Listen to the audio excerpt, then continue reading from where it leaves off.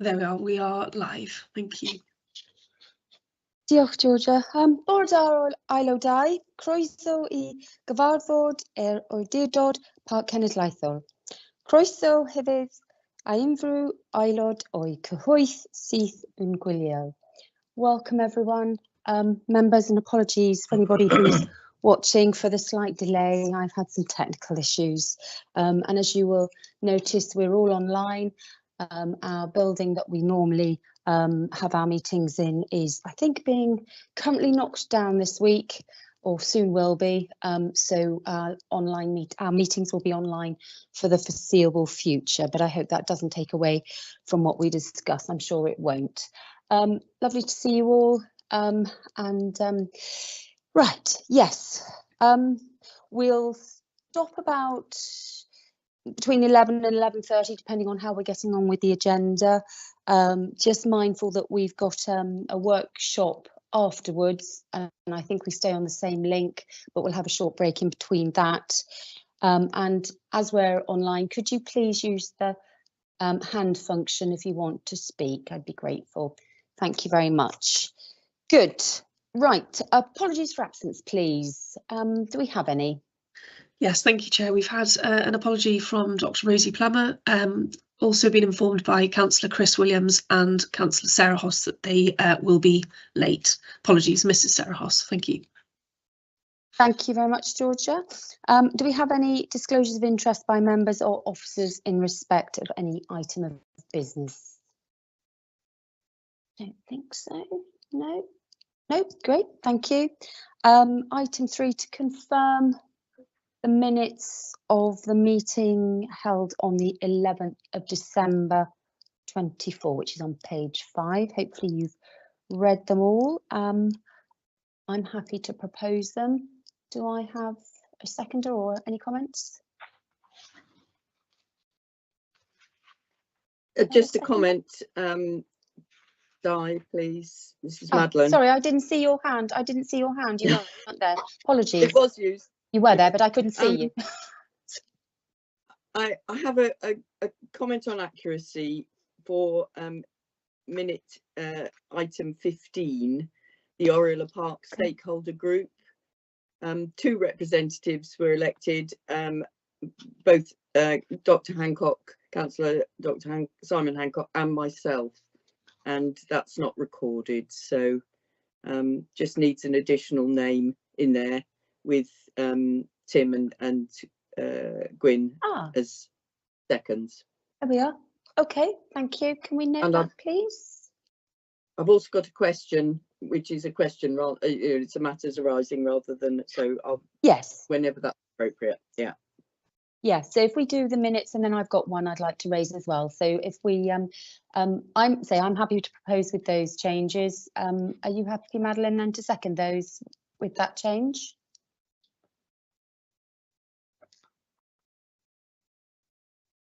Happy to second. Is that it? Thank you.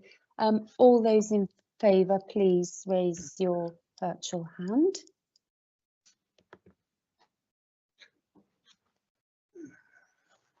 Think, yeah, got you, Julie. Okay, I can't count because I don't seem to be able to have everybody up on my screen, so apologies for that. So if somebody can count for me, that would be helpful. I think that's the majority. All those against, or anybody against? Let me take my hand down. Oh, is it gone? No. Oh, this isn't very easy this morning. And anybody abstaining? Anybody that wasn't there that might not wish to? Okay. Okay. Madeline, do you want to come in first with Gwyn? That was an abstention. No, sorry, I didn't touch anything. Sorry. Okay. Okay. Madeline, do you want to come in with your matters arising? Yes, diolch, Cadeirydd. Just on your report of last time, which was item 5, at the very end, you mentioned the Welsh Government members' recruitment due to start early in 2025, and I just wondered whether there was an update of that, please. No. in honesty. Okay. But Tegwin probably, not that well, we've had I think we might have had an email, but there's nothing, but I'll pass over to Tegwin. He might have heard more recently. Tegwin, please. Okay, Dave, when I ateb yn Gymraeg, I'll answer in Welsh so that at least it's a good check that the translation service is working and everybody can hear. So if there's a problem, just stop me and let me know, but it'll be thing. Fe nes I gysylltu â'r Llywodraeth Cymru chydig ddyddiau yn ôl. Mae yna ryw gwestiwn ynglyn â aelodaeth o un o'r parciau arall a yr angen I hysbysebu eto. Felly maen nhw'n aros am hwnna I ddod I weld a bydden nhw'n hysbysebu y ddau yr un pryd. Ynddo fe, maen nhw'n gobeithio datrys hwnna yn yr wythnos yn ddwy nesa. Os dalch chi'n mlaen efo mi, ges I amserlen dyn nhw gyda gwir. Os ddech chi'n ffindo fe, yn gyflym, bach yn araf bore yma, sori.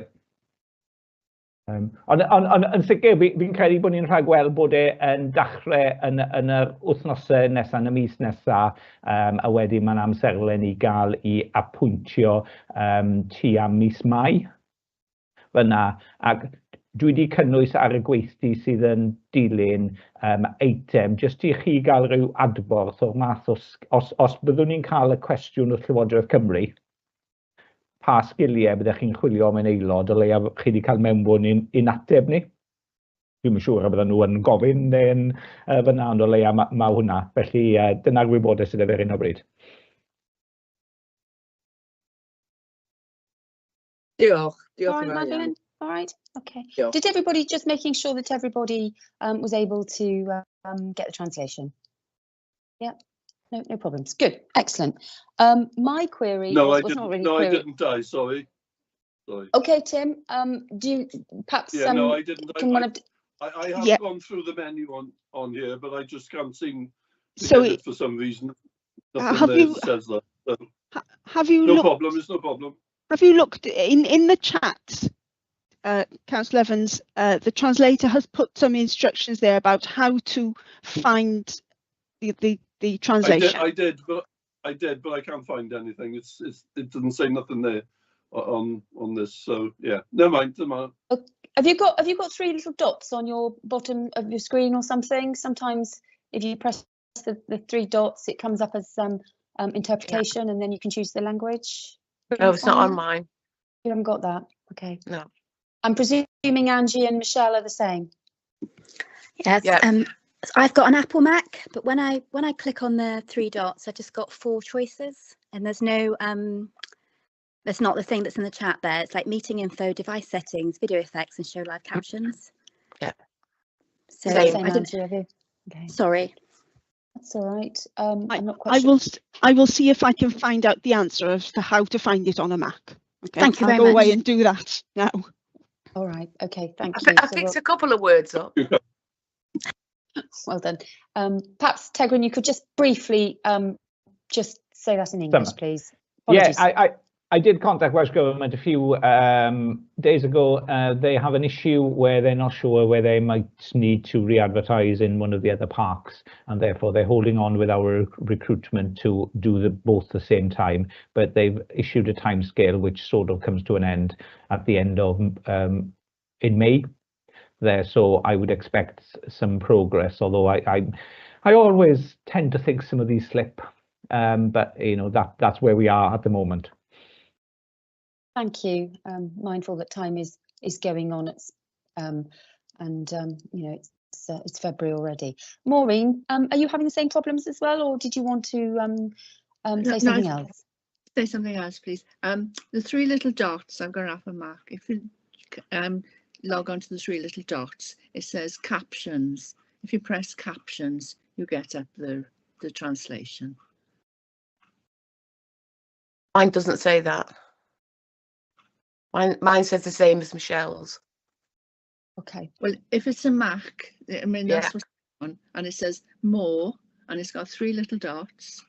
And if you tap on those, one of the options is captions. You press captions and it comes up. Yeah, So my I've three done- little dots I've are the done- same as Michelle's. Okay, so we're having a bit of I- trouble here. So I- let's thank you, Maureen, for trying to be helpful. Thank you. Perhaps the Democratic Services can try and assist while we crack on. My Thank comment you, was, Maureen, that's so much. thank you. Just on the member travel policy, I know we agreed with it last time, but I do want to keep it on the burner about electric charging and how we may submit our fuel allowances or otherwise with that, rather than have to provide the whole of our private electric bill. Tegrin. Yeah, we had a brief discussion on that yesterday, and actually probably if we include it as an action, it'll keep it on the agenda. I think we're going to trawl good practice and how other authorities do it, and all of that. So hopefully, hopefully somebody will have the answer, then we'll work out how we implement the answer. Okay, that's great. Thank you very much. Any other comments on the minutes? No? Okay, thank you. I'm presuming Angie and Maureen, your hand is still up from the previous item that we discussed just now. That's fine. Good.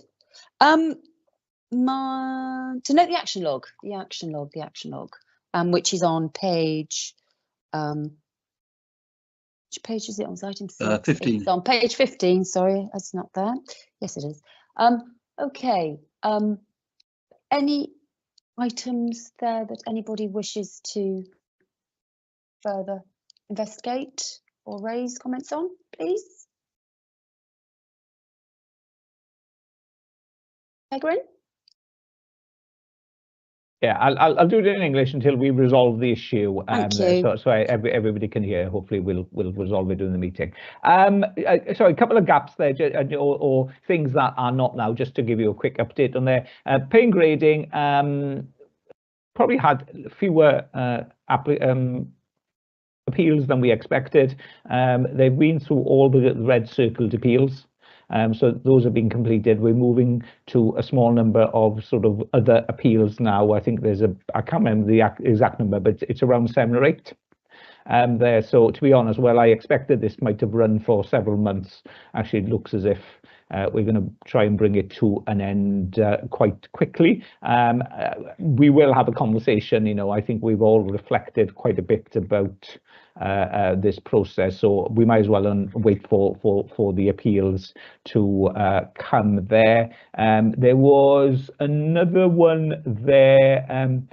Sorry, about we've had some apologies as well. We've had some IT issues the last couple of days, which has knocked our systems out and made accessibility. And there's one there about safeguarding and data on tier 1 numbers there. So they've been in files we haven't been able to access. So I don't have the figure. So if I can circulate that at the time when I can have it, it's just one. It should have been on the original report, but by the time I asked the question, we couldn't access the information. And I interpreted the one about standards committee and providing information as in the future. So yeah, we will try and provide you with information the next time we have an appointment.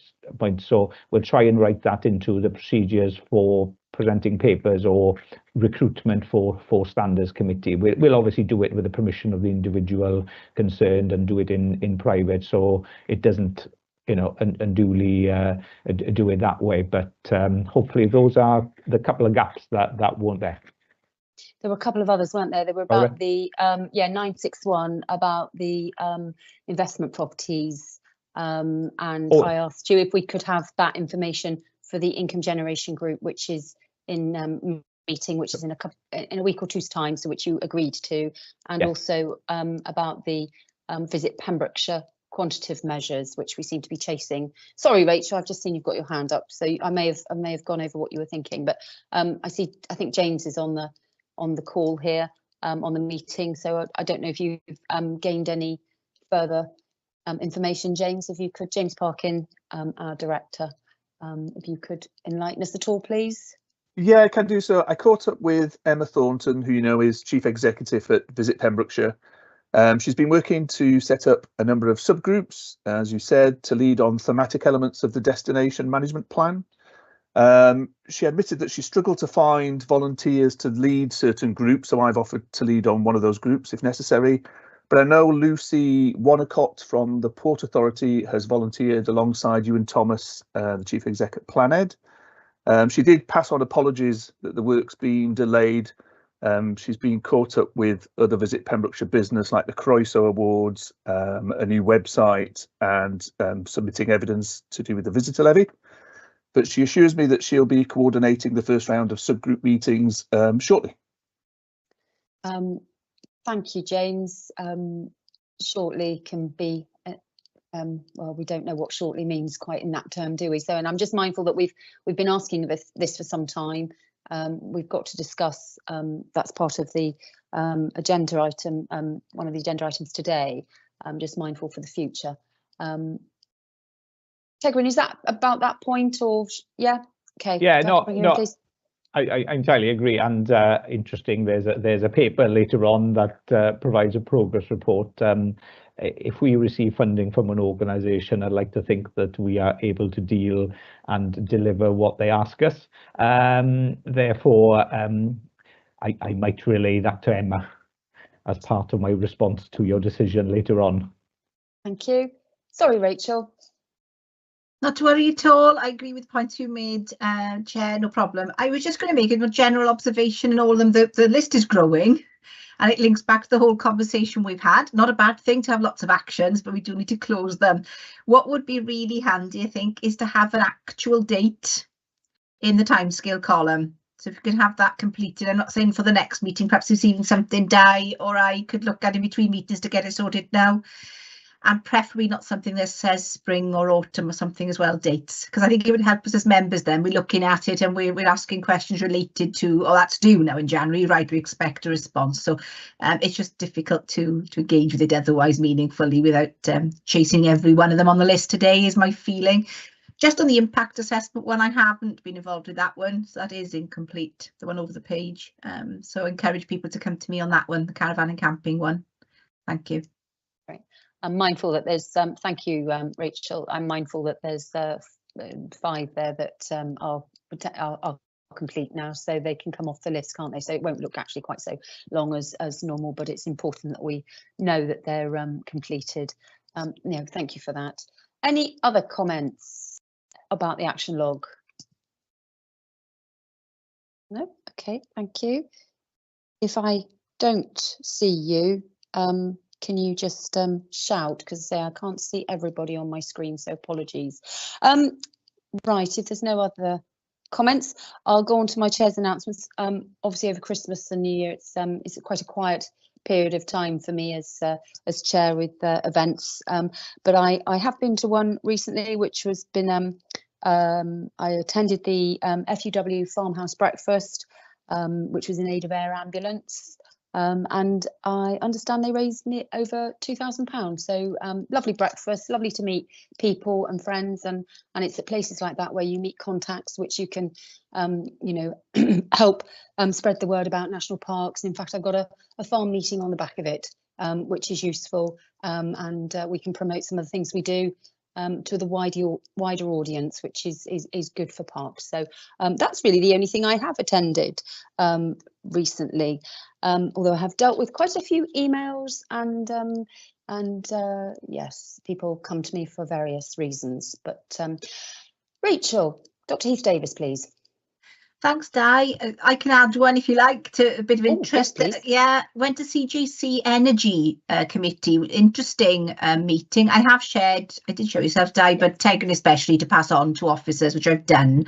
2 interesting things, because councillors on the call might be interested anyway. So they're about to launch as a region, so this is for Swansea, Ceredigion and Carmarthenshire and Pembrokeshire, a scheme for green energy for your homes. It's free installation. The person will have the ongoing maintenance of it, which is one of the big questions, the ongoing maintenance and liability of an authority. The answer to that is none, but the upfront investment of installation is through one supplier that's been sourced for the whole of the region, and is heavily subsidised. So I did ask at that meeting to make sure we got all the communication materials and everything to be able to push that locally, because obviously for residents to take advantage of that. So I thought that might be of interest, really positive and a really nice thing coming out of that regional work.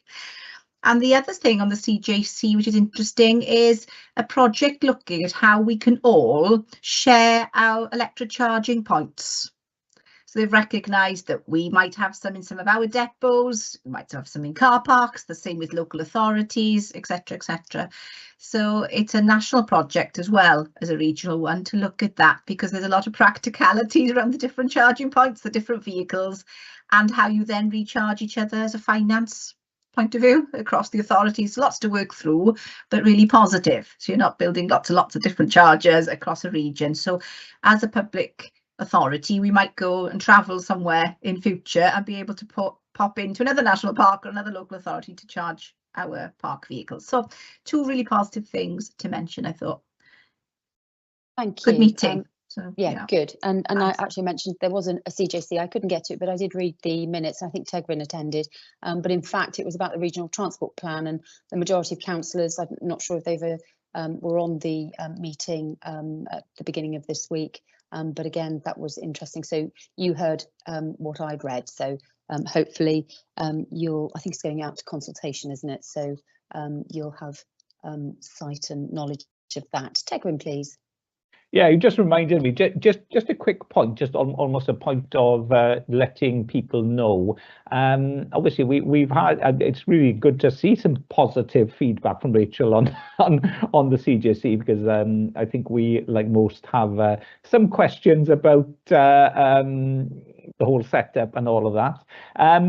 But one of the issues we've had while we're involved in planning element is the cost aspect and the levy, and since it started about 3 years ago, the local authorities have been levied based on population. So there's a significant cost to Pembrokeshire County Council, for example. Now, national parks haven't been levied yet in the southwest region. In North Wales, they were immediately, and in the other two, they've come in.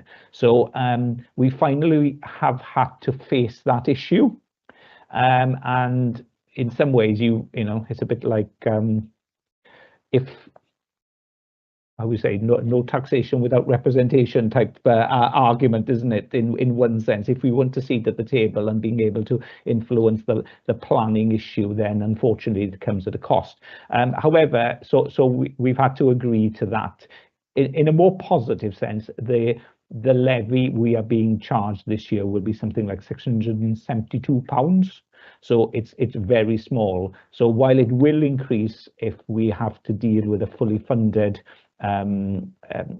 strategic development plan in years to come, there at the moment it's a fairly negligible one. But at that point, you know, we've held out as long as we could to avoid it. But I don't think we had an argument not to contribute there. So just to let people know, because I think in the past we've just reported that we don't contribute. So that has changed and probably should change, if I'm honest. Okay, thank you. Any other comments? No, I'm on Chair's announcements still, aren't I? No, so I don't need to. I'm moving on. Good, thank you. Item 6, to receive the reports of the meetings of the Development Management Committee held on the 4th of December and the 20th of January. They're dealt with at DM, so we'll Chair, move on. could I just comment on that?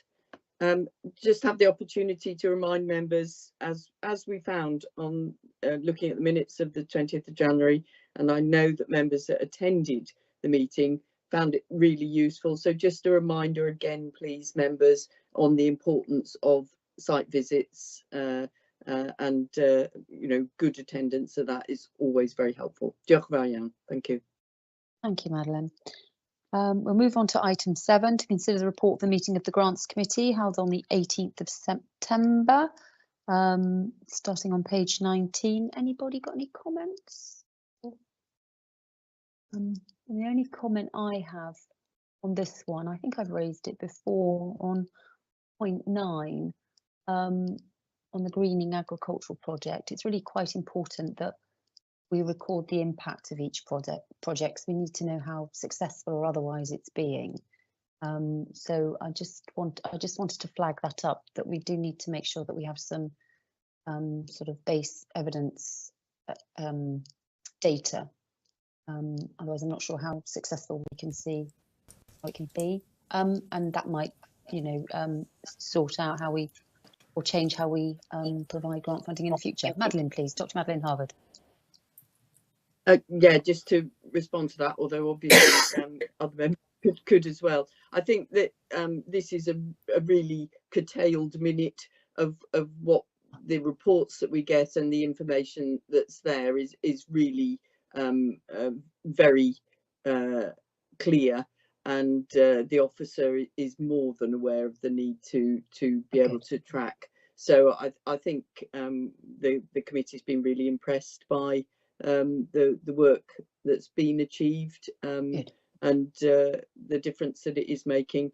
But yes, perhaps in the minutes it doesn't give the full impact that we receive in committee. And probably that's my having read the full minutes as well. So, but it's impossible to read everything sometimes. So, oh, well, that gives me great assurance. So I'm glad. Thank you, Madeline, for that. Item 8, consider the report of the meeting of the People's Service Committee held on 18th of September, page 23, that starts. Anybody got any comments on that? No? No, good. Item 9, to consider a report of the meeting of the Sorry, Di, you won't have sorry, seen Julie. my hand. No, I didn't see your hand. I just wanted to say I wasn't present at that meeting, but I wanted to thank those that were present for proposing and electing me as chair, and also to welcome you as the vice chair of that committee, and thank you for sitting in the chair's seat in my absence, Di. Thank you, Julie. Thank you. Good. So on page 27, the Operational Review Committee held on the 25th of September. Any comments on that one? No. And finally, hey, can you hear me? Who's Sorry, that? Me, Beth. I got my hand up. Sorry, I can't see. Oh, I'm so sorry. I haven't got the ability to see every. Oh, I can now. Bethan, yes. Go ahead, please. That's fine. I literally have only now managed to get in, and I was just double checking if you could hear me. But you can. You can't see me probably, but you can hear me. I just wanted to double check. We can't see you, but we can hear you. So that's the most important thing. So thank you ever so much. Thank you. So basically, I have only now just logged on. So just to. Okay. Yeah. Okay. We'll note that, I'm sure. Okay. Thank you. To consider the report of the meeting of the Audit and Corporate Services Review Committee held on the 13th of November. Any comments?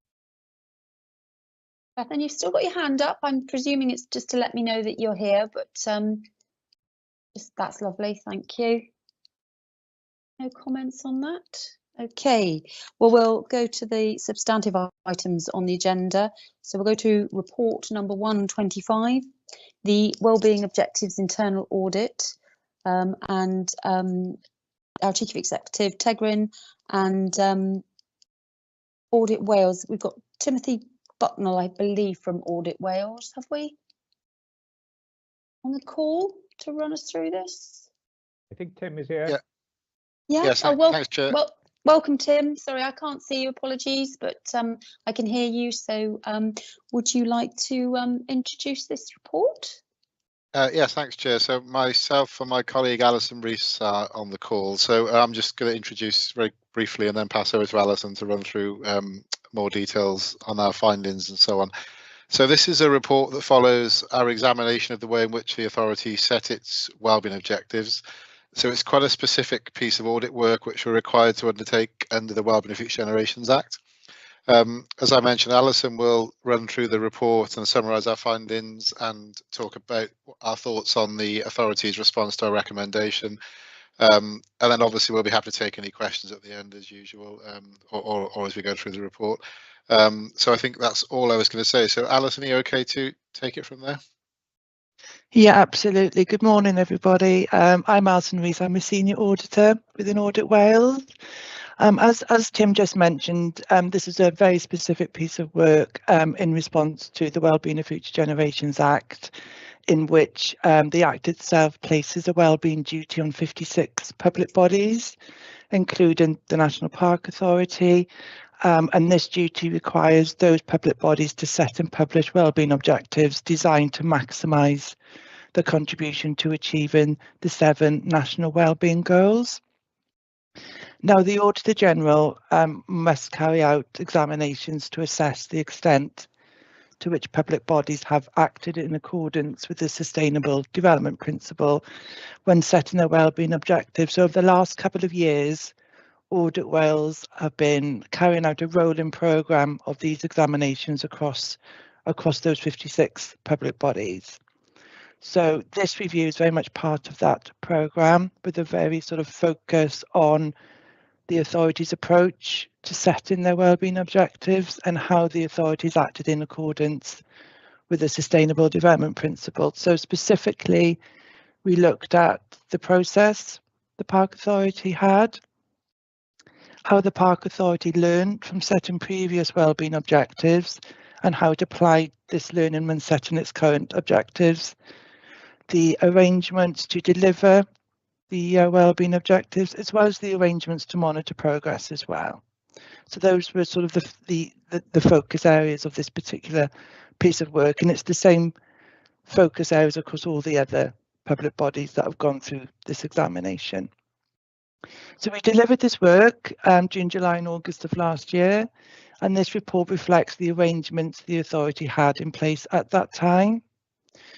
So you've got the full report in front of you as part of the agenda today. So I won't go through the report in detail, but I'll just highlight a couple of a summary of the key findings for you. The authority drew on a broad range of data when developing its wellbeing objectives and has a good understanding of current risks and opportunities. As part of the process, the authority produced a comprehensive single integrated assessment, and this drew on a range of evidence from across organisations throughout England and Wales that captured the views of groups and individuals who share protected characteristics. The authority reflected on its previous wellbeing objectives and identified a need to reduce the number from 7 down to 4. And as part of this process, the authority also engaged, involved and consulted with its staff, members, partners and public. And in response to this engagement, the authority did make some changes to its wellbeing objectives, particularly those activities and actions which support the delivery of those objectives going forward.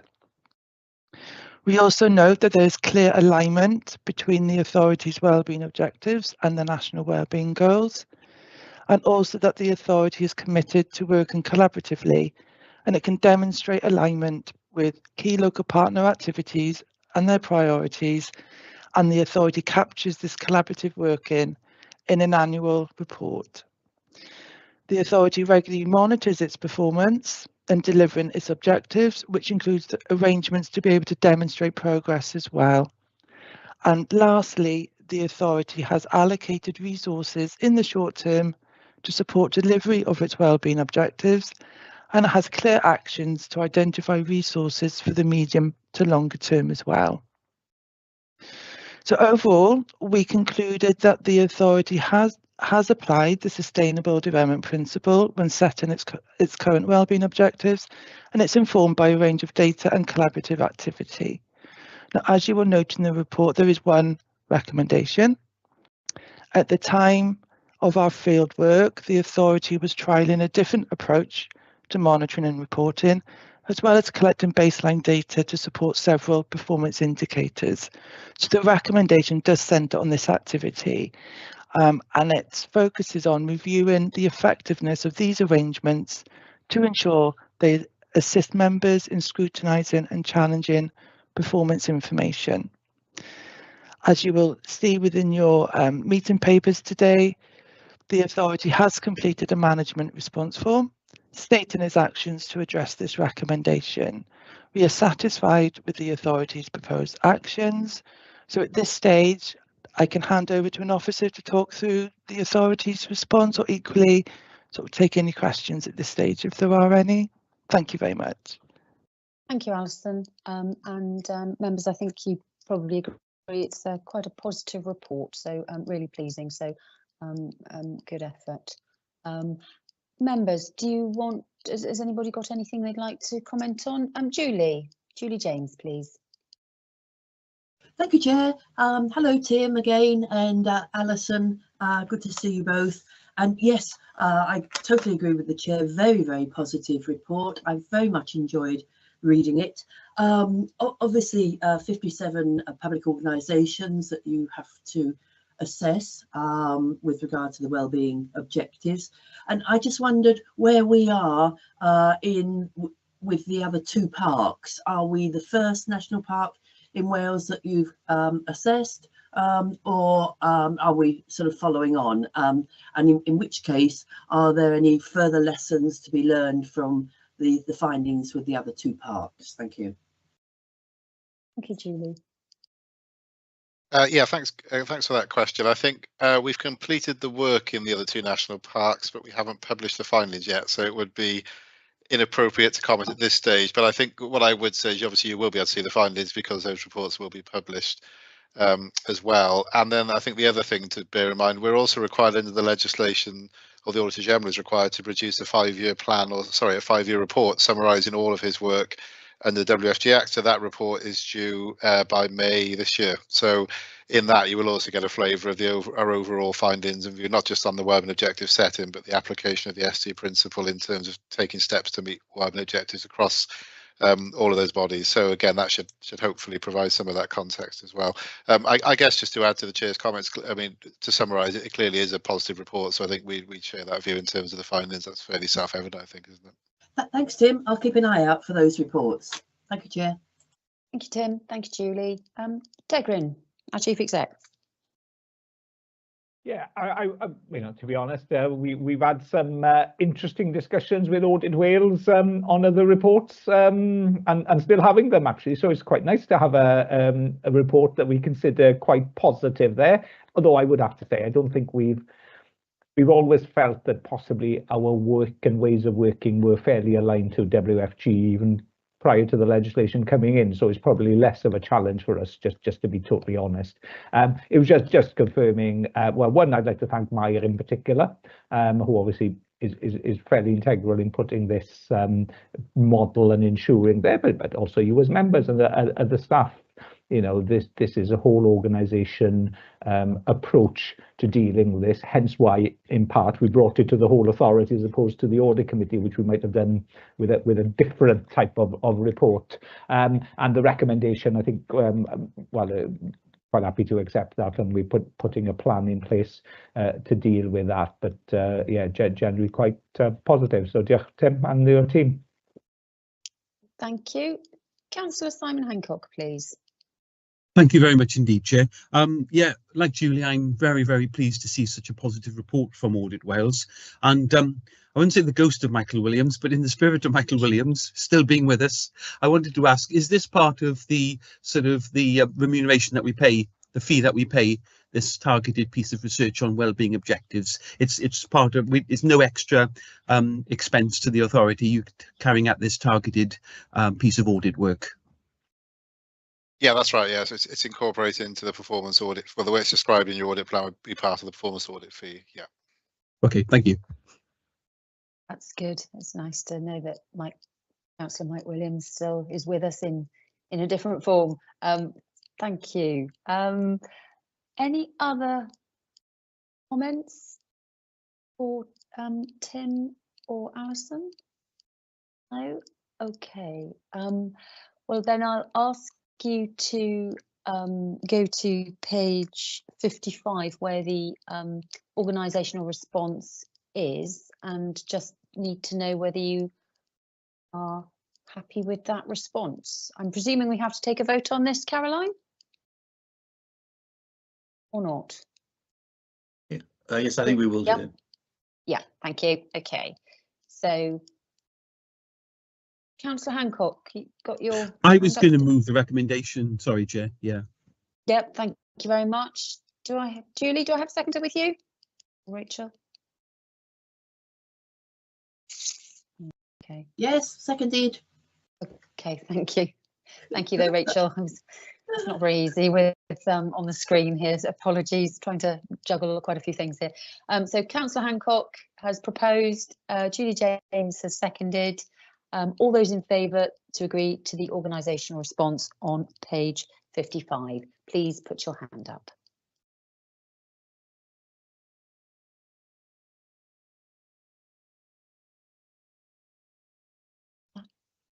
Everyone, I think, isn't it? Yeah, I think that's unanimous. Thank you very much, members. Thank you, Tim. Thank you, Alison. Grateful for your attendance this morning. You're very welcome to continue with us if you wish, but you may have other things, so feel free to leave if you need to. But thank you very much. Thank you. Bye-bye. Bye-bye. Right, we'll move on to page 57.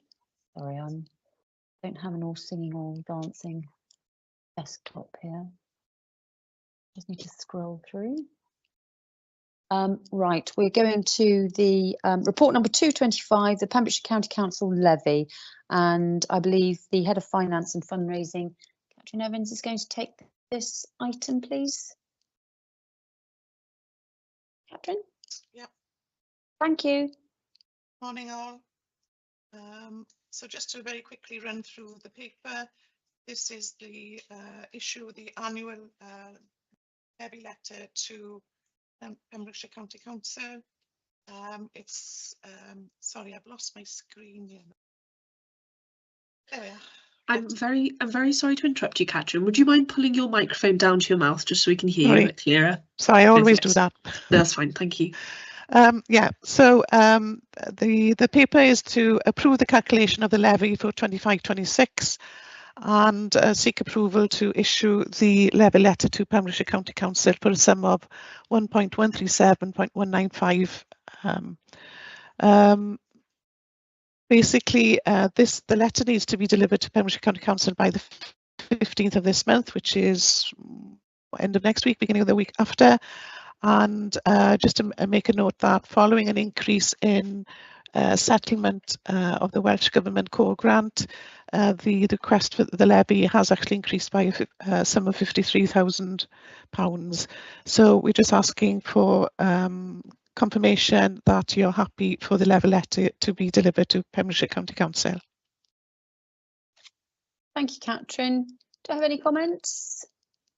I'm quite happy to propose that. The recommendation is on page 55. There's 3 parts to it. I'm presuming you don't want me to read it out.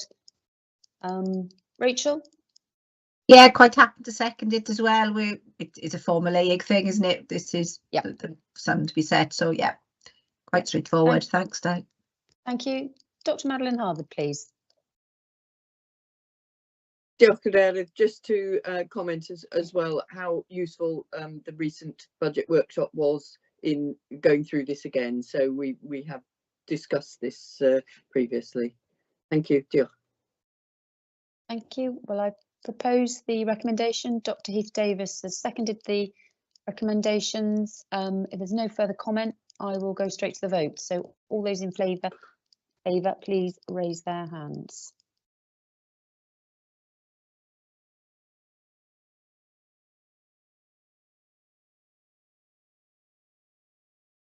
Is that unanimous? Yep, I think it is. I think so, yeah. Yep, thank you very much, members. Thank you for that. We will move on to report number 325, the Equality Plan and Objectives, and I'll go over to our Performance and Compliance Officer, Maya Thomas, please, and over to you, Maya, please. Thank you, Chair. The Authority has prepared its Equality Objectives and Plan 2025-2029 for approval in line with requirements of the Equality Act 2010 Statutory Duties Wales Regulations 2011. The draft plan was presented for member comment at the September MPA. The plan has since been updated to take account of feedback from consultation and policy and operational developments. The Authority is recommended to approve the Authority's Equality Objectives and Plan 2025-2029. 2025 to 2029, and delegate authority to officers to incorporate as necessary any minor changes as needed, for example, typos. Thank you. Members, please. My lovely, wonderful report as usual. Thank you to you and all the team, as always. So very grateful. Members, Angie, Councillor Tinley, please. Sorry, legacy hand. Okay, thank you. Was Councillor Claire George also had her hand up? Did you want to come in, Claire, before I go to No, Rachel? that was a legacy too, Di. Thank you. There we are. Okay, thank you. Dr. Heath Davis, please. Okay, thanks, Chair. And thank you, Mair. Yes, huge amount of work and just a couple little things from me. So I'd be happy to, delegate these amendments, as you mentioned, perhaps slightly more the typos, but nothing major, I don't think. The first one is page 5 of your report, I think 75 of our pack. It's the one on the Welsh language. It's definitely moved on since the last draft of the comment that I made, but I just wanted to make the comment that intersectionality piece that we talk about with Black Lives Matter, for example, still applies to the Welsh language. So, Welsh language and poverty exists, as well as Welsh language and mental health, so your disability. So it just feels sometimes we're picking out a few examples. It might feel a bit unfair. There's a few examples when really, for me, the more general point is needed, that you could be a Welsh speaker and have any of the other special characteristics. And we say it, I think, for every other paragraph, but we don't say it on the Welsh language one. I think it's actually quite an important point, the intersectionality piece. So I think if that was added as a first line to it, that the Welsh language can apply with any of these other special characteristics, age, gender, they all interlink. I think that's the powerful point that we perhaps don't make, rather than just picking up a few examples, if you like, one on mind, one on well-being, one on disability. And then my other comment was, it's page 9 of yours, 79 of our pack. It's the objective on landscapes for everyone. Landscapes for everyone, which I agree with, it's the right one, all for it. But reading the examples, I thought, are we missing I don't know, a general campaign point in a way? Again, we go into individual examples quite quickly on disability and accessibilities and wheelchair access and things. But do we actually have a campaign there that just shouts to everybody loudly that the parks are for everyone? Please come to our parks, please, so it's not any particular group in a way, but that's that general message we need to get out there. It doesn't matter who you are, where you live, what background you come from, the park is for you and you can access it. And I think that statement would be quite powerful. So a campaign along that lines, I think would be useful, because we've done quite a few national conferences recently, and it always strikes me in those, that's what comes across, that people just do not think they're even allowed, permitted to come here, and how they might even attend before you even get to transport or some of the other specifics, if you like. So that was it, my two little bits. If you're able to accommodate me, I'd be grateful, but otherwise very, very happy. Thank you very much. Thank you, Rachel. Very good. Did you want to come? Go on. Important point there. On the welcoming for everyone and anyone. Maya, did you want to come back? Yeah, I can probably add a statement to the Welsh one, the section that mentions about the Welsh language to incorporate intersectionality. And I have tried to. I think often we forget about things like the active offer, which is a very health care related kind of sector, but that applies to us as well in terms of thinking about how that works in our health and well-being. So I've tried to bring that out, but I could perhaps add a line at the start of that paragraph on intersectionality and how that interplays with the Welsh language. I think probably we have got an action around kind of objective about working with kind of the strategic advice into Weather Cymru, and I think part of that kind of work is that kind of looking at how we kind of capture the park as something for everybody, and access more broader. So I would view that would probably form under that kind of work stream in terms of it. That's fine, as long as it's captured. I just feel sometimes we do lose it. We could quickly go down into individual groups, but if you capture it as a broad message, that's fine with me. Thanks, Maya. Thank you. Tegwyn, did you want to come in on that point? Yeah, it was just the second one's very interesting point, actually, in terms of and I sort of take the view that the equality plan is not a standalone document, but something that does influence our work. And I would like to think that our offering in terms of communications, marketing, and ways of working does contribute towards that welcoming for everybody in terms of our messaging. But it'll be a conversation I will have with Marie, with Anna, and a few other people as well, and possibly with the newer version of the operational review committee. It's one perhaps we might pick up at the future meeting, just to illustrate how something like that is impacting our work and all of that. I'm not sure we actually measure it, but it might be good to get some examples there. So really interesting point. Do you mind if I come back, Di, quickly? Yeah, just a challenge back, or put the challenge to us most generally. You might remember Sarah Hoss and myself doing a presentation. We'd been to the Northumberland Park, and to put it quite diplomatically, we had a hammering there. Okay, so I think we do need to challenge ourselves. People don't necessarily think that we are welcoming or it is a place for them. It doesn't mean that we're not doing anything wrong or whatever, but it is the messaging. To really make it as welcoming as possible as a general message, because people don't always think the parks are for them. So there was some real challenge in that. So there might be people to reach out to on the back of that. There's still momentum on the back of that. We haven't really replied to that. Then in fairness, if you remember, it was kind of put as an action for Anna, but I think it is broader than Anna on the equality space. So taking your point, Degra, it does link in nicely with this plan, but it is much broader as well, isn't it? We know we want to welcome everybody, but perhaps it's how we get that across and to which groups. And yeah, definitely something to do there. It's not coming across when you listen to other people's feedback on it. Thank you. Thank you. But I'm just going back to you, Rachel. There are other partners that we work with that can assist on that messaging as well, isn't there? So be mindful of using those to best advantage, really, isn't it? So thank you for raising the point. Julie Janes, please, and then I'll come to Councillor Hancock. Thank you, Chair. Yes, I'd like to endorse Rachel's comments, very much so, and in terms of communication and our messaging. Well done, Maya, yet again, huge piece of work. Congratulations. This is something we do every 4 years, and what concerns me is what we do in the interim. As Tegrin says, we're aspiring to improve. So first question is, where do we monitor this? Does it go to a particular committee?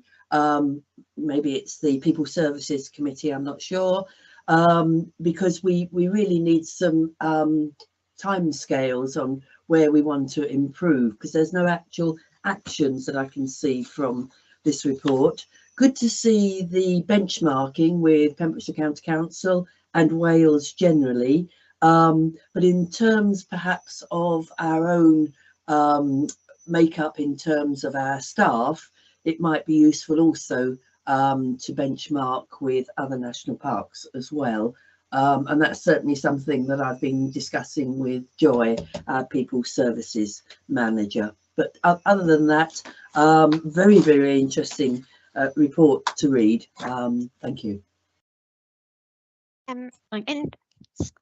Go on, Sorry, so in terms of monitoring, I think there's probably 3 areas, so, or maybe potentially 4th.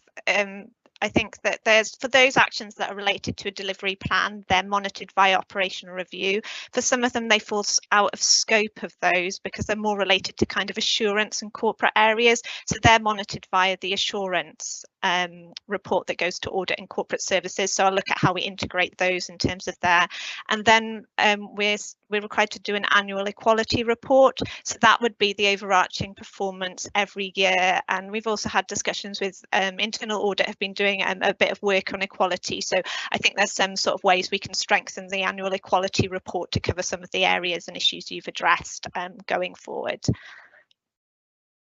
And benchmarking with other parks? I think that that's something we can explore. Probably I'll look with Joy at how we can explore that in terms of staff, because it would be an interesting area for us to explore, and perhaps with the wider environmental sector as well. Yes, indeed. Thank you very much, Maya. Thank you, Chair. Thank you both. Councillor Hancock, please. Oh, thank you, Chair. Yeah, this is I think it's an exceptional piece of work, and congratulations, Maya. It's so comprehensive. In terms of a landscape for everyone, I mean, it is for everyone. We just got to get that message across. And I'm just wondering whether the park has made contact, I'm sure we have, but with the Migration Partnerships Officer of the Council, because, you know, Pembrokeshire has been a sanctuary for many sort of refugees, asylum seekers and so forth. And I think it references one of the consultation responses mentions the Muslim Centre in Milford Haven. Well, of course, there's a Muslim Centre, very active and progressive one in Haverfordwest in the old Cherry Grove building. And also, I wonder if we've made contact with the County Council, because, of course, they've been the agency that's, I'm talking about Syrian refugees. There was a Syrian resettlement scheme.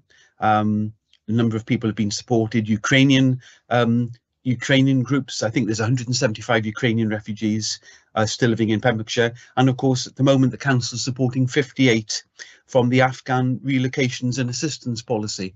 So I just wondered whether it's possible to work with the council and identify these groups, and obviously make the park and all that it offers more accessible truly to everyone. Thank you. Do you want to come back now? Yeah, thank you, Simon. I'll pass on your comments to Libby, our Head of Engagement and Inclusion. They have done some engagement with the Haverfordwest Mosque, but they're also doing a global majority walking group for Get Outdoors work. So that could be quite a good connection if we make connection with some of the officers in the council to see how best to engage perhaps people within that and some of our wider activities. So I think it could sit within making sure that those are included as partnerships in our mapping, and then I'm sure some of our officers who are involved in that work can begin to build those connections to strengthen it in those areas. Great, thank you. Thank you. Councillor Maureen Bowen, please.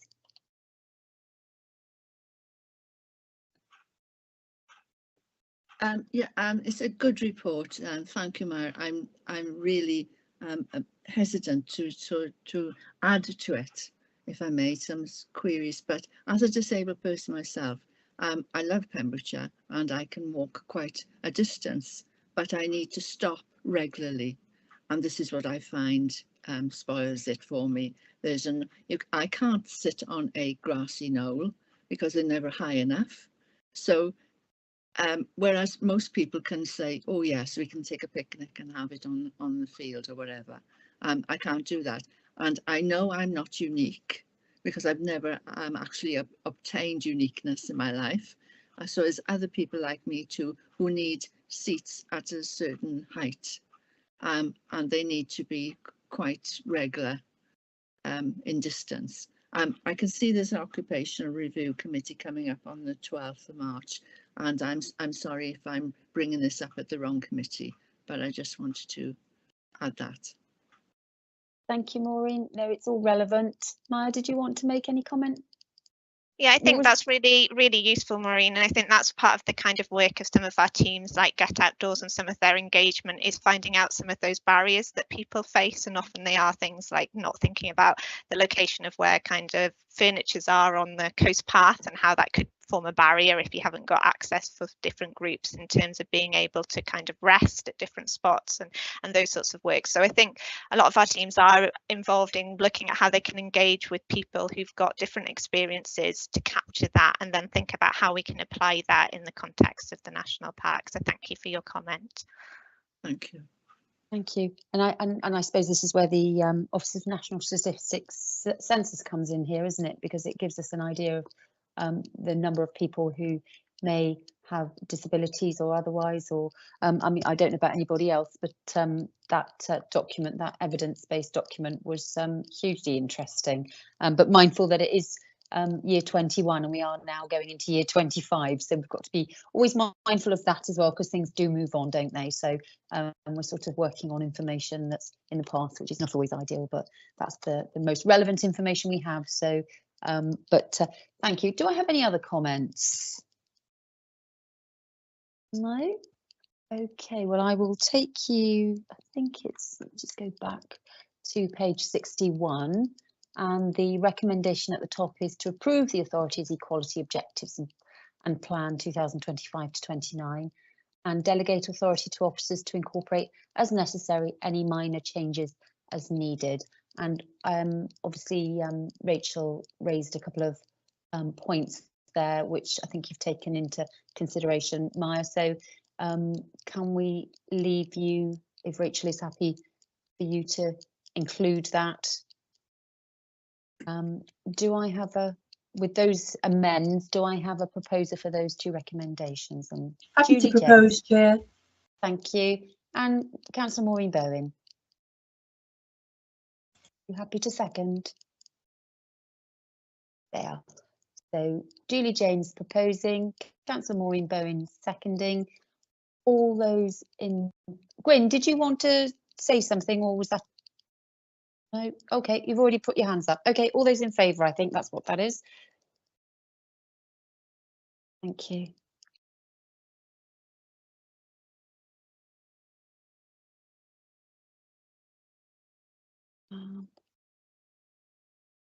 I've got 14 hands raised. Is that? No, 13 now, is it? It's moving. It's a bit of a moving feast. It's a bit complicated. Have I put mine up? No. Okay. I think I've got 14. Is anybody against? I think that's probably the best way of doing it.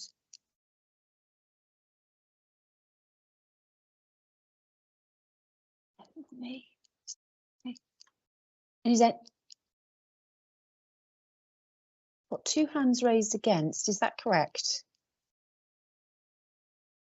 No. Okay. Anybody abstaining, please? No. Okay, that's unanimous then, I think. Thank you very much. Thank you. Apologies, it's a bit difficult to see what's going on with everybody's hands. Apologies. Are you happy to continue, or would you like a short break of 5 minutes for a comfort break? What's the feeling? Happy to carry on for a bit longer? Yeah. Okay. Good. Okay. Thank you. Thank you, Maya. Thank you very much.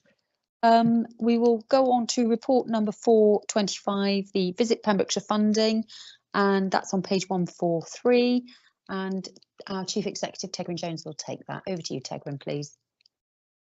Yeah, diolch yn fawr. Just a quick background. I know there are possibly 1 or 2 new members here. Visit Pembrokeshire, which you had a presentation at last meeting, was it, I think, from Emma Thornton and was referenced earlier, was set up 5-6 years ago, and partnership between the Trade, Pembrokeshire County Council, ourselves, Planet also involved there, and we originally agreed a package of supports and financial sum in kind. For various reasons, it became apparent a few years ago that the in-kind support was probably not easy for us and not beneficial for Visit Pembrokeshire, just the way things had evolved, and also probably led by our director on the board, the chair, made quite a push that the sustainability of Visit Pembrokeshire was concerning because of their lack of focus on attracting membership. Therefore, as a result of that, we more or less agreed to change our in-kind contribution to a financial contribution. And sort of the caveat in all of that is that there will be an annual report just ensuring that progress was being made rather than just making the decision. So this is part of the annual report. So the first bit in terms of context is mine, but actually the second bit is directly from Visit Pembrokeshire from Emma Thornton, which I've copied into there, hence why it might be a slightly not a seamless report there. So certainly good progress has been made in terms of membership, not always hitting the figures there, but actually I think Di might be better placed to actually give you some information on this, because I know she sits on the subgroup that monitors this within Visit Pembrokeshire there, but there's certainly moving that. So this is just on an annual basis. I think we will, as has been mentioned previously, ourselves and the County Council will need a different type of conversation and a different decision from you about where you how we fund and support in the future. And there are lots of interesting things coming on the horizon. The possibility of a visitor levy may or may not happen, and whether that plays a role in there. But on balance, at the moment, the recommendation is to, continue where we are now and push Visit Pembrokeshire to work towards becoming more sustainable, because I don't think the dependence on the public purse is likely to be, certainly in the near future, just a valid approach. But they are where they are. So, happy to take any questions or any comments or any views on that. Thank you, Tegwyn. Gwyn Jones, please. Diolch, Cadeirydd. O'n i'n darllen yr adroddiad yma gyda diddordeb mawr. Wrth gwrs, mi fydden ni'n mae angen i ni barhau efo'r taliad blynyddol, a hwn wrth gwrs ydy'r 5 blwyddyn ynde, felly mae o'n ddiddorol yn meddwl beth sy'n digwydd ar ôl y 5 mlynedd ar y blwyddyn nesaf yma. Oedd wedi cweud yn ganiataol, dwi'n meddwl, bod yr arian mynd i gael ei wario yn benna ar farchnata a chysylltiadau cyhoeddus. A dwi'n siŵr os dyn nhw wedi gallu llwyddo i wneud hynna, neu lle arall mae'r costau wedi cael ei gwario. Mae yna rhywbeth yn dweud yna bod gwir angen adnoddau i ddatblygu y cynllun rheoli cyrchfan. Mae'n yn sicr, dwi'n teimlo, os nad oes digon arian yn fanna, mae rhywun yn gorau cwestiynu a ail edrych ar be ydy'r blaenoriaethau. A'r pwynt ola, dweud y gwir, byddwn ni'n croesawu datblygiad sydd ei galw nhw, cynigion a'r manteision sydd yna i aelodau newydd a i aelodau sydd yn bod yn barod.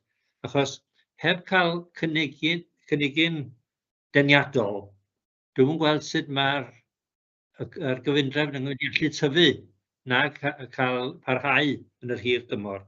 Felly dwi'n croesawu'r ac y byddai'n cefnogi'r argymhelliad, ond dwi'n meddwl bod rhaid i ni fod yn barod i ofyn cwestiynau ar y daith yn ni'n cael efo ymweld â sydd yn fro. Diolch yn fawr. Diolch. Can I just check whether the translation issues have been resolved?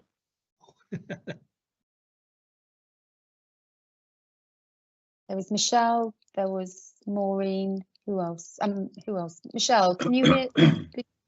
No, but I did click on what Maureen said, and it's coming up with some English words, but I don't think that's what Gwyn just said. No. No. Okay. I'll if I respond to Gwyn by reflecting what he said and answer it that way, I entirely agree. I think Gwyn was more or less supporting the recommendation, however, highlighting the challenges and the way we should challenge Visit Pembrokeshire, in particular in terms of providing an attractive offering for members. As well, I think there were some concerns about the sustainability of the organisation and where money was being spent, and obviously my earlier point about feeding back about getting the indicators on the destination management plan there. But while supporting, I think we should, as a funder, continue to reflect the views that things might not necessarily be working or most effective as they are, and ensuring better performance in the future. Is it around reasonably accurate, Gwyn? Oh, it's better than mine. Did you want to come back, Gwyn? No, that's fine, thank you. Okay, thank you. Where are we now? Thank you, Tegwyn. I think, Gwyn, what I will do is I will send you the pack that those that subscribe to, newly subscribed to, and those existing, because there has been a half a full-time equivalent on the part-time membership development officer.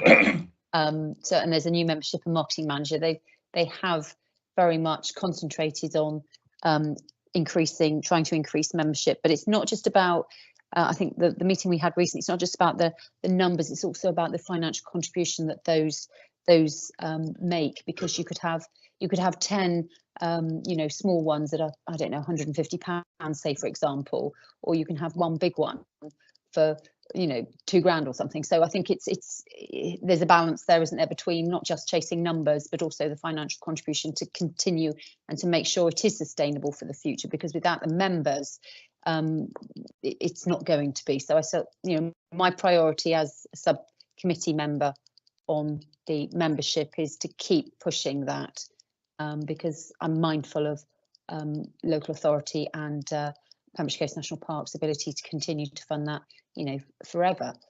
So we're all being tightly squeezed, aren't we, with in so many different ways, that we have to make sure that a lot of money has already been spent, but we need to make sure that that is sustainable for the long-term future. There's some good stats about website viewing and social media that I can get to you, which might be helpful, and also some information about journalists from a long way away and all over the country coming to visit Pembrokeshire, and the reporting from that afterwards. So I'm mindful here. I have seen lots of people from all over the country, and also from abroad a lot more recently in this last year, which is interesting. So the message is getting out there somewhere and somehow. So but I can help provide you some proof with that. So I'll send that to you privately, or anybody else if they wish it. All right. Diolch yn fawr, thank you. Diolch. Chris, please, Councillor Chris Williams. Yeah, thank you. Yeah, I agree with a lot of the comments there. I do feel that obviously with the budgets now, and you've got to balance the books, and the way that people look from the outside, is that I do also feel that Visit Pembrokeshire need to do a lot more as well, work harder with the businesses, and I think that in Pembrokeshire should be more business led as well. There are some fantastic businesses right across Pembrokeshire, and I don't think enough of them are involved, and I think that they should also be promoting from inside as well, to attract people to Pembrokeshire. And I think there's so much more can be done, and it seems to me that a lot of focus is on the award ceremony all the time, but that's only a very, very small percentage of businesses in Pembrokeshire. And I think if we want to be inclusive, we need an opportunity where more businesses can get involved and more businesses can support it, and more businesses then can promote Pembrokeshire as a whole.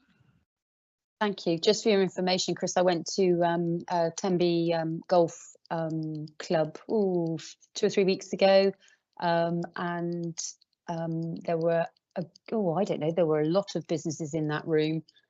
Very, very successful event of getting out there, meeting businesses, and that's where they're sort of signing up, explaining what they're doing in a more intimate situation, and that was very, very positive. And say going out there and finding them, but you can keep asking, but they, at some stage businesses have also got to come forward as well and be prepared to join, to get the best out of it. So did you want to come back, Chris?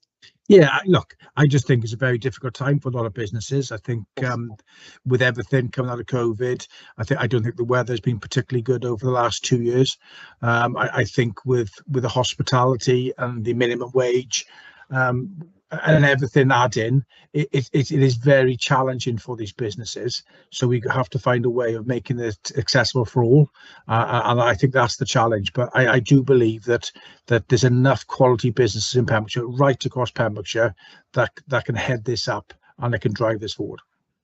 Yeah, good, thank you. And there's a target list, so if you would like to help me with that target list, I'd be very, very happy to have your assistance. So perhaps we'll have a chat offline and we can get together on that one. Great, thank you. Dr. Heath Davis, please. Thank you, Chair. I'm a bit sort of not conflicted, balancing the pros and the cons in my mind on this. We're in year 5, and that when we set this up, as Tegrin's given us the the history on this, it was a bit of a chance. It was a bit of a pilot in a way. We wanted to see how it went, and we have evolved and changed things over time. but progress is slow, and that's what we're discussing here, isn't it? How do we help more? How do we help more? And that's what I'm hearing all the time, how we are helping more. So I like Chris's point about what are other people doing? Are they meeting us at least halfway on this? Because we did make clear that it was a 5-year programme.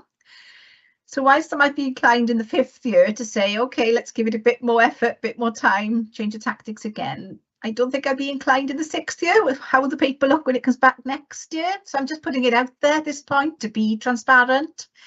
As things currently stand, and in our financial climate, taking a hard look at it, an honest look at it, I don't think we would be able to continue based on performance, past performance in history, into a 6th year and say commit to another 5 years again into the future. When we are talking about the cuts we're going to have to make to services or even staff, we were talking in that budget. So, it's really serious time for us as well. We are not awash with money. We are using our reserves. So I think it's worth people knowing that externally as well. We are not in a good position ourselves when we are helping others to set up. So for me, it's the 5th year. It's a crucial year. I think that message is important. I know Emma and others do know that. We've said that in previous meetings, but I think it is worth saying rather than just approving this. It's a crucial time to turn the corner and show a sustainable plan for the future.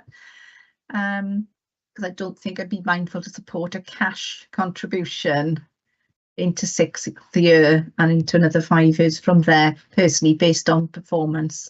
And the figures we're seeing of engagement. The other thing I would say, perhaps it is worth doing, whether it be a workshop or a different kind of evaluation type session.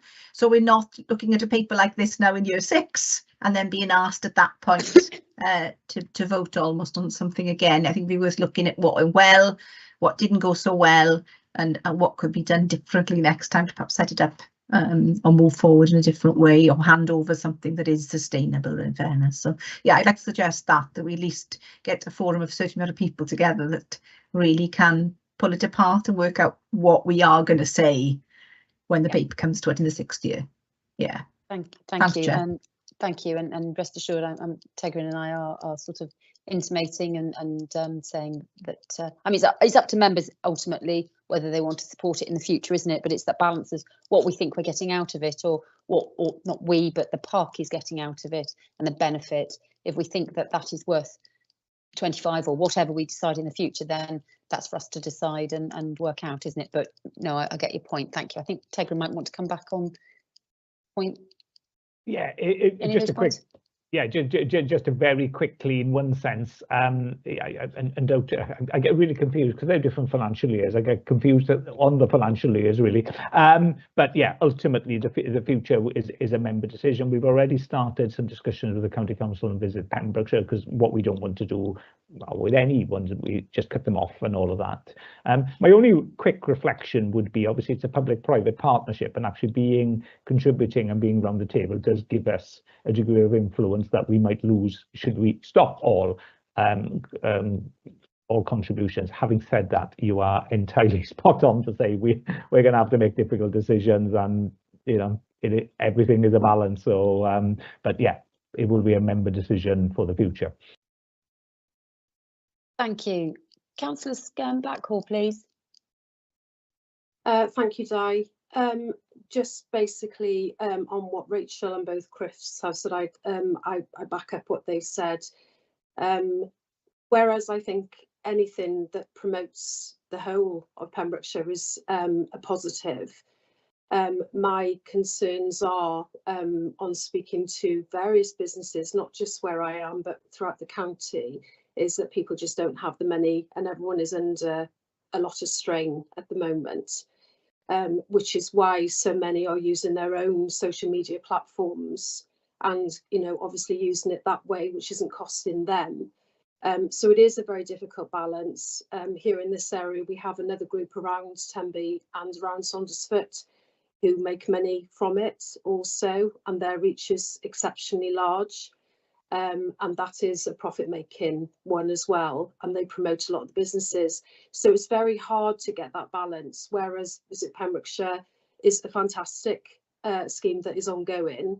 I am just a little bit concerned, and this is no way a criticism at all, but I'm just very worried that it is very slow burning compared to some of the other ones which are out there promoting the county and so on.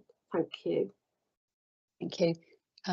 Sounds like I'm sticking up for Visit Pembrokeshire, but I obviously probably see more than most. But there's an awful lot of other work that goes on, advocacy, and with the visitor levy work that's been going on in the last sort of 6 months to a year.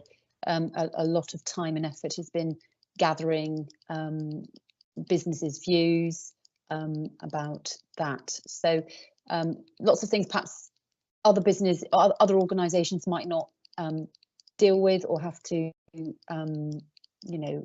do. So if it was just a marketing organisation, then perhaps they would make more money. I don't know, but there's a lot of other things that go on with that in that. And you also have to bear in mind that anybody who owns a tourism business can list their business on the Visit Pembrokeshire website without having to pay. So you get an advanced, better treatment, or I can't think of the term, but enhanced if you do contribute. But as it's publicly funded, everybody gets a sort of crack of the whip, part of the cherry, if you like, bite of the cherry. So again, those other organisations may not provide that. So it's a balance, isn't it? It depends what we want to provide to the public and how much control or influence we want to have. Thank you. Councillor Tim Evans, please. Yeah, thank you, Chair. Yeah, I agree with a lot of the comments that have already been said. I've spoken to a camping site operator who joined Visit Pembrokeshire and was there for a year or two, but felt, costs and everything that's going on at the moment, it just got a little bit too much.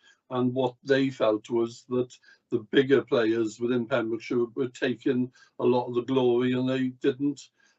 They were very rarely mentioned, or if not mentioned, and they pulled out, which is a shame. And like what Councillor Williams was saying about, maybe it's time for the business community to bring it forward even more. And yeah, it's a hard one. It is a really hard one because the business I was talking to, they found that their own social media did them far more good than what they were getting from Visit Pembrokeshire. So yeah, it's a very difficult one, I think, but something really needs to be looked into.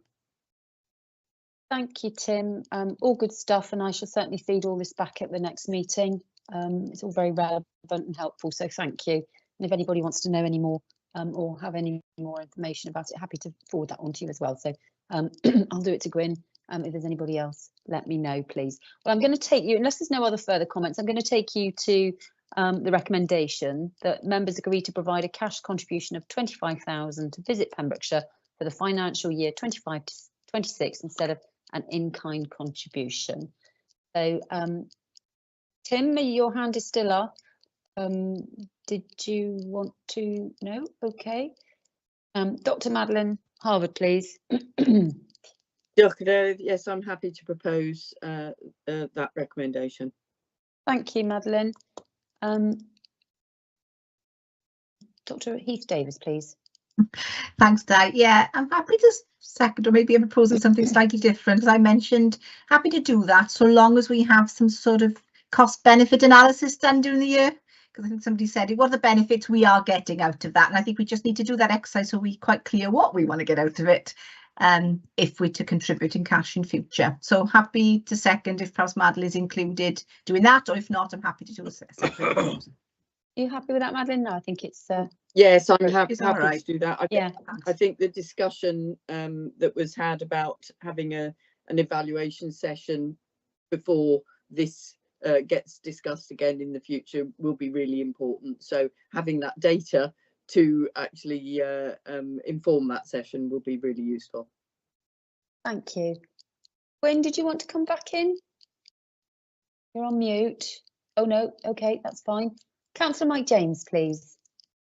Diolch yn fawr, Cadeirydd. Yeah, I agree with that last comment from Rachel, because we've got to show where our money goes. So we've got a sort of an audit trail there then to show that we are what we spend our money on. So I'm happy to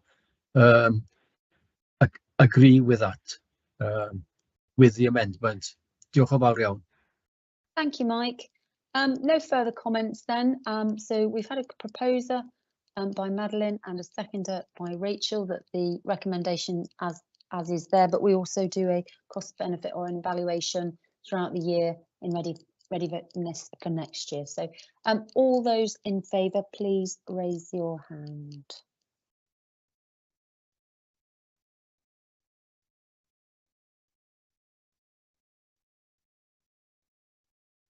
I think that's 14 I've got. Is there anybody against?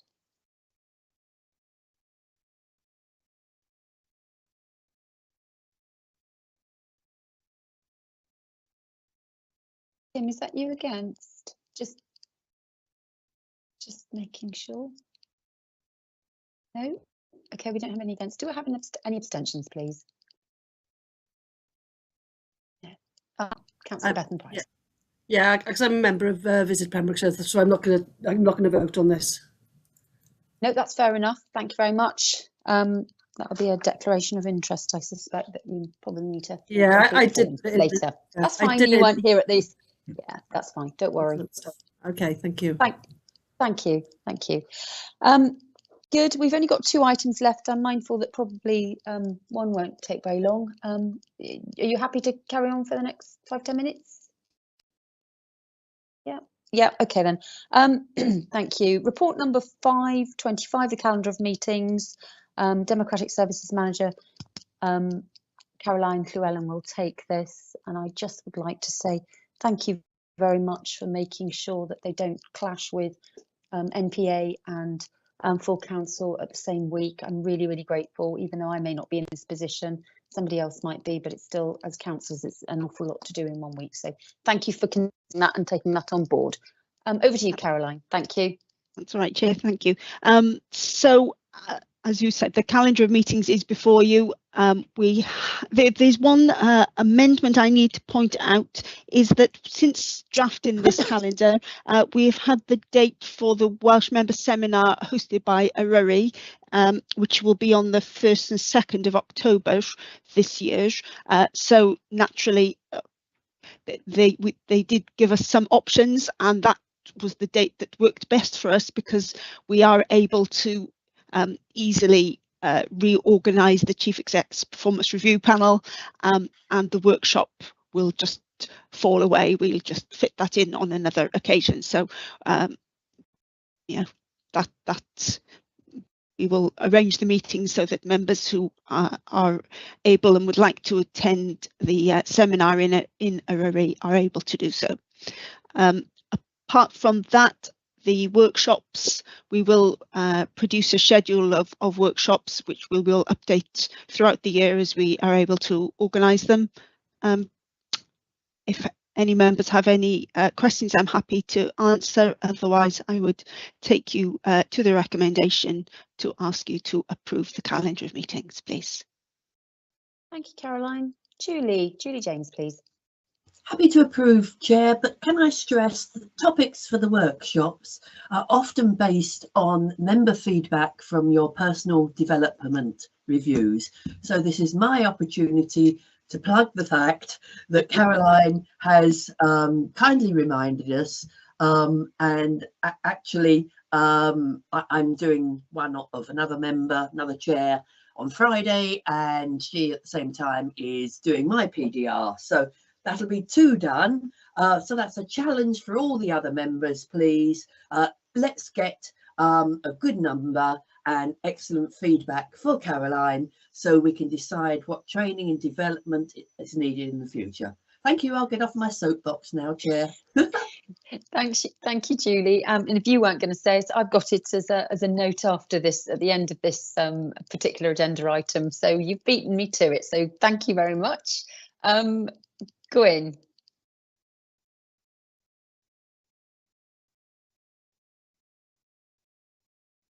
Gwyn, were you Can you hear planning me on now? sec- Yes, we Can you hear can. me? Thank you. Yeah. Yes, we can. Thank Just you. a point which is probably clarification. At the bottom of the first page of the notes before the schedule of meetings, it says opportunities will be sought through workshops and study tours for members to continue to meet in person. And I'm just wondering how it's going to work. I can see that with study tours where you're gathering at a remote location, but workshops, for example, take the very first clash that I'm going to talk about on the 30th of July. You've got an NPA at 10 o'clock and everybody's doing that online. And then there's a workshop. Well, does that mean that means that that the workshop will be online as well? That's right, And it would. And it's not promoting an opportunity to continue to meet in person. So I can't see, other than for study tours, are we saying that it's just for study tours? Thank you, Gwyn. Do you want to answer that, Caroline, please? Please, if I may, Chair. We have another example on the 16th of July. There is a workshop on its own on the day. It's on those sorts of days when we would aim to get to meet in person. Obviously, if there's a workshop after an authority meeting, we would indeed hold that online, because it for most members it would be impractical to travel to do the both in one day. But hopefully there are a couple of options throughout the year when there are only workshops in there. So we'll do our best to make the most of those. Is that all right, Gwyn? Yeah, I assume that you would make those workshops, so you locate them somewhere remotely, so that everybody Yes, could gather. that's right. Okay. Yeah. All right. So I've had Julie James has proposed. Don't have any other comments, I don't think. No. Do I have a seconder? I'd second that. Gwyn's going to second. Thank you. Right, I'll go to the vote. All those in favour, please raise your virtual hand.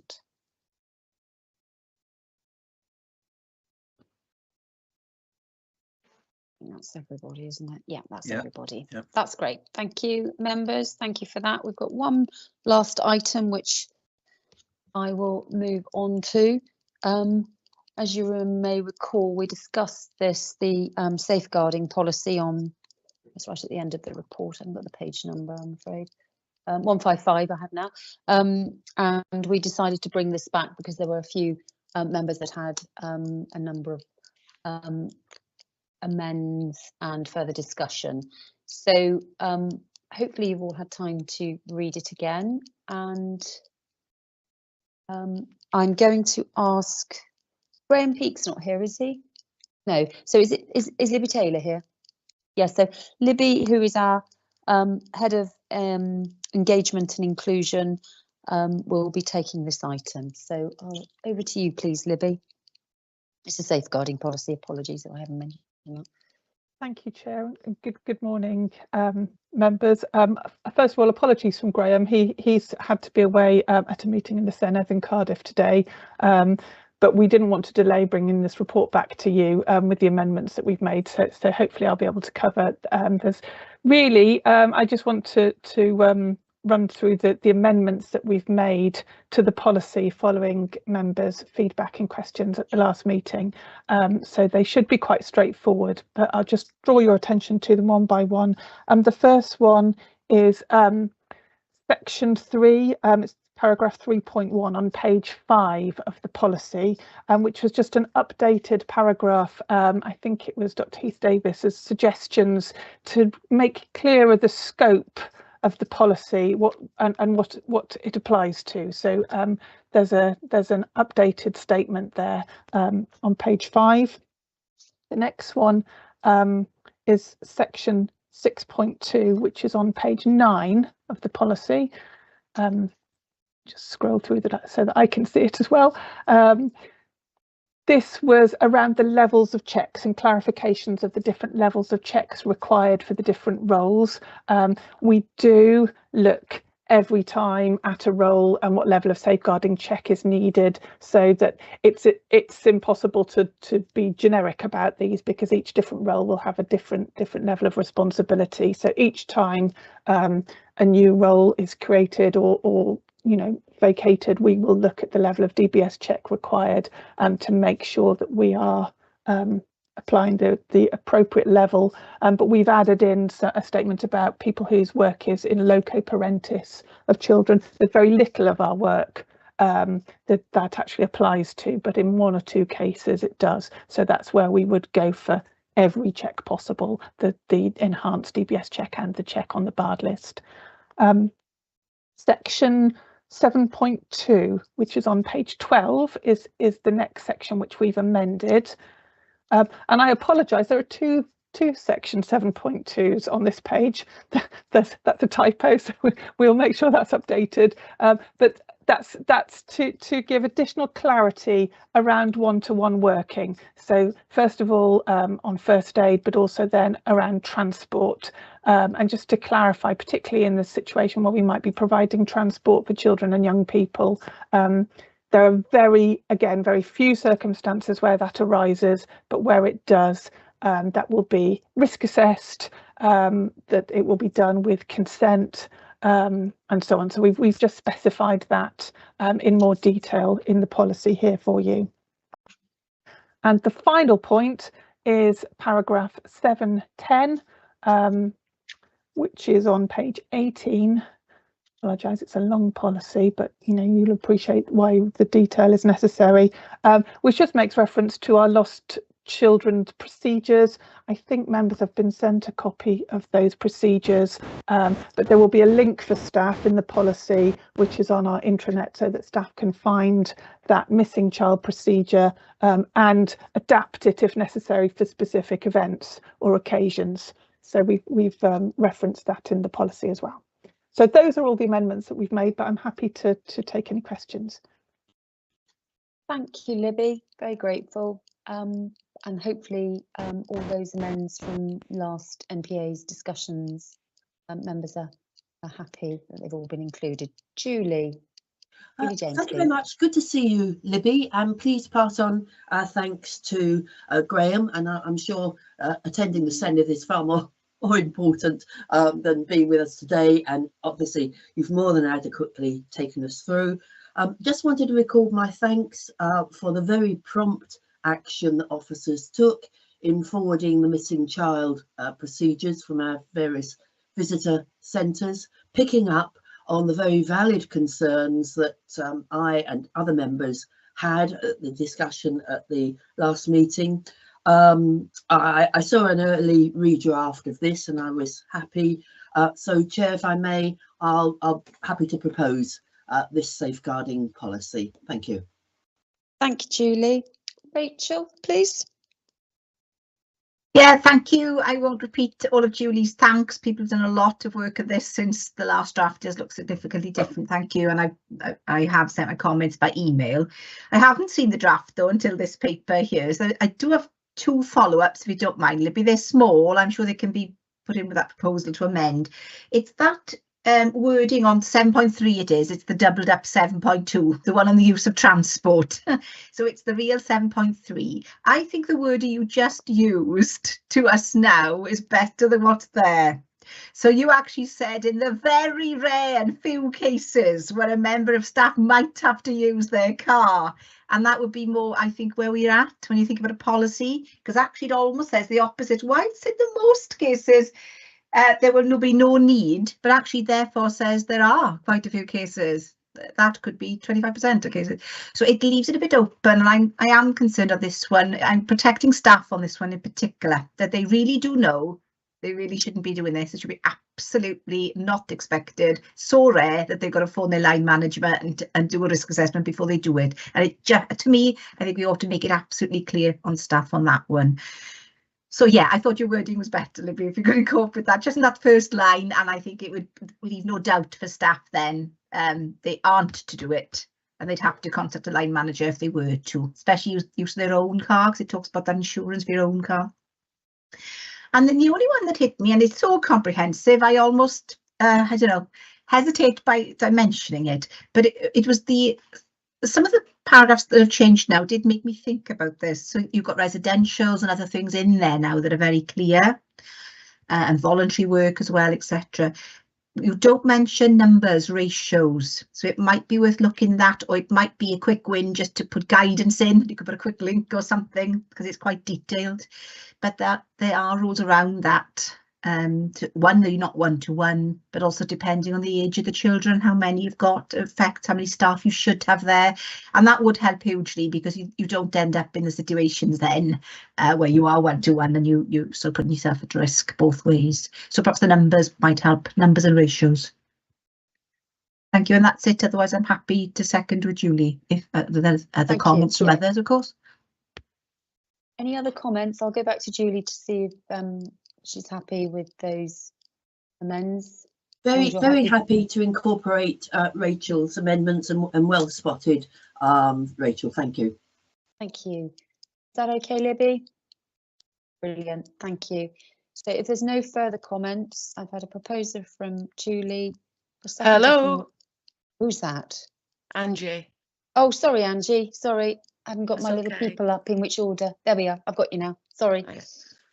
I was reading the DB. I've read all the papers, but I'm looking for my notes that I read last night and I can't actually find them, so I'm going to try and do this from memory.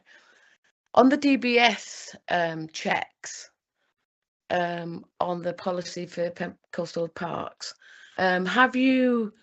I couldn't find anything that if somebody refused to have a DBS, because it's only guidance to have a DBS. It's good practice. We all know it's good practice.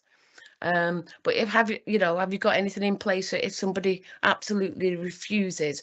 Because I know that in the local authority we have county councillors that have refused to do DBS checks, and they're still county councillors. Thank you. Libby, are you able to help on that? Yeah, it's a condition of employment for roles that require a DBS check. It's a condition of employment that there is a DBS check in place for that role. So once we make an offer of employment and so on, we then carry out a DBS check, and if that flags something that is necessary, we wouldn't then proceed to employ that person. Okay. I also wanted to bring up, if you were to employ me and I wasn't here on this role, how if I was to present to you no certificate, no physical certificate, but was to tell you that I've got a DBS check and a number, would that be sufficient for you to go on the appropriate site to do the checks, or do you do it the other way, which is quite convoluted in getting everybody's IDs and sending all the paperwork off? How do you do it as an organisation? We carry out a new check for new staff, so an existing check that was performed for another authority, another organisation isn't sufficient, so we would start with a new check that we carry out. So we would require that member of staff to produce all of their documents and so on. The only exception to that is if somebody's subscribed to the update service. And what we do for all of our staff is once we've got a check, we will support them to be subscribed to the update service. So for example, I'm subscribed to the update service, so I think it was something like 2015 that I had my certificate, but I'm subscribed to the update service, so the organisation can check my status at any time. We wouldn't continuously check someone's status. We then continue to check on I can't remember our interval, 3-yearly basis, I think. So we would carry out that check unless there was a reason for us to check more often, but it does give us that ability to check more quickly without staff having to come in with all their documentation. So it's a convenient thing for us, and it does also mean it's for our staff who then may carry out roles in other organisations, that update service is portable to other organisations. So for example, Pembrokeshire County Council have used that check for me in other roles, so it's a benefit to us, but it's a benefit to the member of staff as well. But we would always start with a brand new check on employment. Okay, Angie. Thank you, Libby. Yeah, I'm glad you got the update service, because I use the update service at my place of work as well. But the update service is for everybody with a number. Yes. Who can take that shortcut to fast employment, or I don't understand why, if I was to present for a job and I give you my number, working with young people in your organisation, that you would do the whole check at a cost, when your update service would be a cheaper cost. But that's okay, that's just the way you do it. But I'm glad to hear that you're on the update service, because that is a cost saving and it's faster. Great, Thank thank you. you. Thank you, Angie. You mentioned about staff in your first point, Angie, but what about members? If there are members, I don't know whether there are members on Pembrokeshire Coast National Park that don't have. No, sorry, I didn't mean sorry, PCC, as a county councillor. Yes. I know there are members who have refused to do DBS checks. Now, when I first got the role, when I won the election, I was told that I wouldn't be able to be a county councillor if I didn't have a DBS, which isn't true. But I've not got no issue having a DBS. No. But I know that there are at least, well, less than a handful. Yeah, no, I'm aware of that as well. Yeah, and that surprises me. That's all. Yeah. So I'm glad that you have the policy of. Yeah. Good. Okay. Thank you. Thank you. Thank you. Any other comments then? So we had Julie proposed, Rachel seconded, with those couple of amends, changes to the words on 7.3 and the ratio of staff to children, I think it was. Nothing more. I'm going to go to the vote then. So all those in favour, please raise your hand.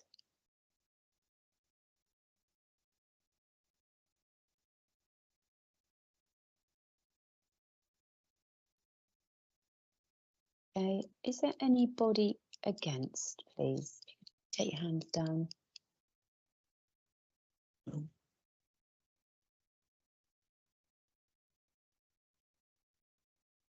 Is there any abstaining? Okay, that's unanimous then. Thank you very much. Thank you, Libby. Very grateful. Well, I don't have to now give you chapter and verse about your PDRs because Julie's done that, which is great. We've got another meeting, a workshop after this meeting, ways of working. So I think, Caroline, we have to be on the same link, don't we? So we just sort of, you'll stop webcasting and we can keep this link going, can we? Is that right?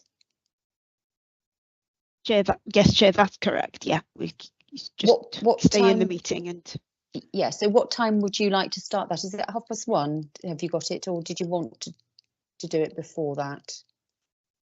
That's very much up to members as to how long a break you would like. I'm quite happy if everybody's in agreement to have, I don't know, quarter of an hour break now and then perhaps go straight into the workshop. Would that be agreeable? Or I'm happy if you want to have a complete break and then start again at 1:30. Because I think that was the time that was on the. Yeah, I think we rather thought we would do it off the back of this one rather